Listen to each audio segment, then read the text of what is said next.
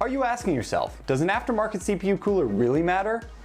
What if you can't afford one yet? Can you still do some overclocking? Why does a round pizza come in a square box? All those questions and more answered on today's new segment, Andrew Answers.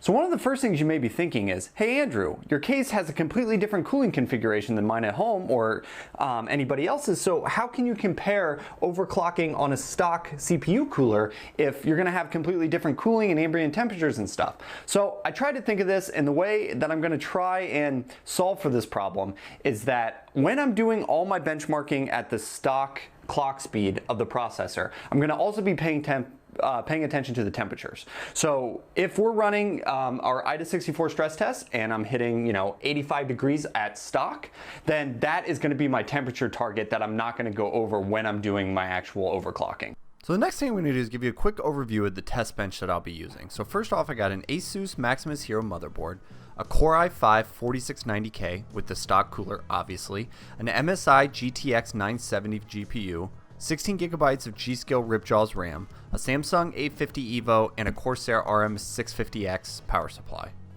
So my testing method is going to consist of something like this. First, I'm going to record both the benchmarks and the temperatures of the CPU running completely stock. Then, when I get to overclocking, I will use this temp as my limit on how hard I can push the overclock. This works to me because if you're willing to run the CPU at stock with these temperatures, this means you should have no trouble running this in an overclock as well. There are several programs I'm going to be using in this test. Some are going to be used for benchmarking and others are going to be used for stability and stress testing.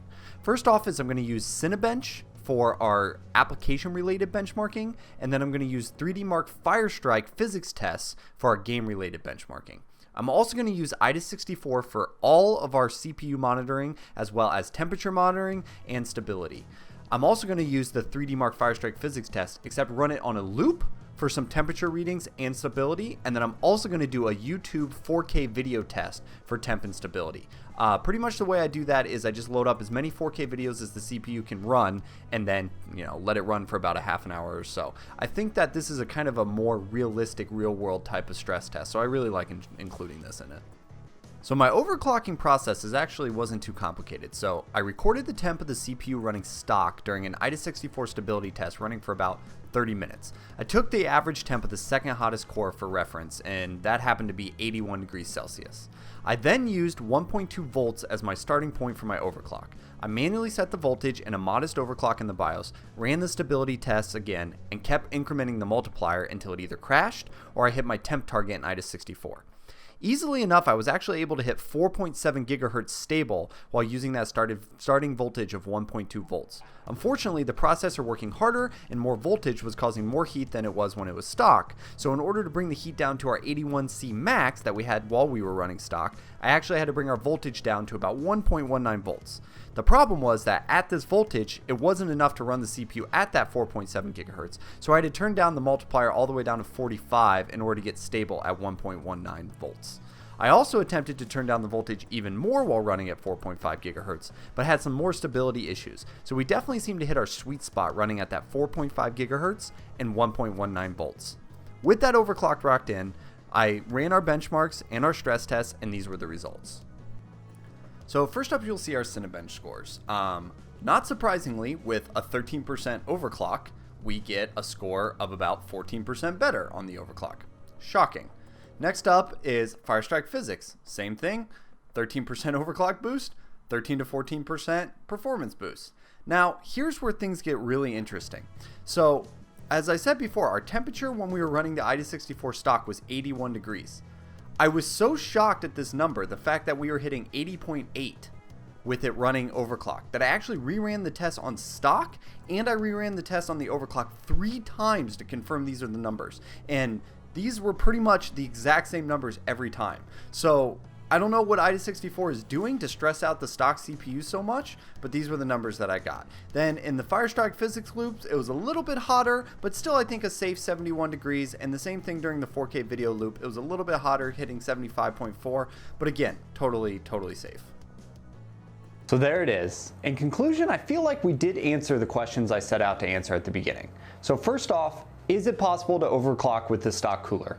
Clearly the answer is yes, based on the results that I had here. Now, the second question is, is it even worth buying an aftermarket cooler? Clearly the answer is also yes, because based on my findings, I could have easily pushed it farther at a much more reasonable temperature with an aftermarket cooler, even a cheap one. Something like a $30 Evo 212 would have easily hit 4.7, maybe higher on this chip, and been doing that at a much reasonable temperature. So with those two questions answered, the conclusion is, who is this good for? Who should be doing this type of overclocking? So the most likely scenario I see is someone who just built a PC, pretty much spent all the money they had on all the components, had no money left over for an aftermarket cooler. Now, if you're stuck in that situation and you're saying, okay, I really want to overclock, I don't have any money for an aftermarket cooler, so maybe I'll buy one in a week or something like that, or maybe a month or 2 months or a couple months. This is a quick and dirty way to overclock your CPU, get some boost in performance, and then hopefully you're going to be replacing the stock cooler with a better aftermarket cooler going forward. Because if you're willing to run it with the stock cooler anyways, especially for a short amount of time, I see no reason overclocking it with a similar temperature target. So that's pretty much it, guys. If you liked the video, smash that thumbs up. If you didn't like the video, seriously contemplate and then maybe click that thumbs down button.